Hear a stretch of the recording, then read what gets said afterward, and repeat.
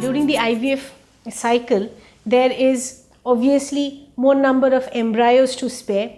If we do the transfer of 2 embryos and we do have extra number of embryos in good quality, grade 1 quality, then why not? You should freeze the embryos for future use. Number 1, you might not get a pregnancy in the first go, so then we might have to take a second attempt by doing the frozen embryo transfer.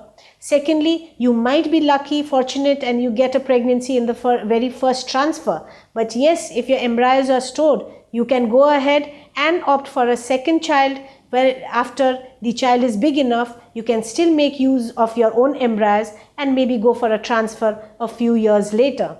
But if you do not freeze those embryos, if you wish not to freeze those embryos, then you have to give us in writing whether you want to donate the embryos, whether you want to destroy the embryos, or whether you are willing to give up the embryos for some research work. But yes, freezing an embryo is for your good, for your future use, for a backup, so that it is absolutely advisable that you should always freeze the number of extra embryos, good quality embryos that are there in the clinic for future use.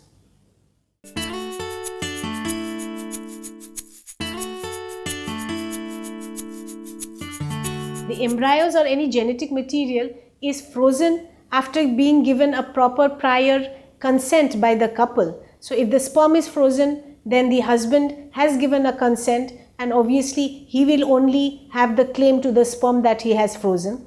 If the embryo is frozen, then prior to freezing the embryos, both the husband and the wife gives a consent stating as to who could claim the embryo if due to some personal problems the couple could be separated.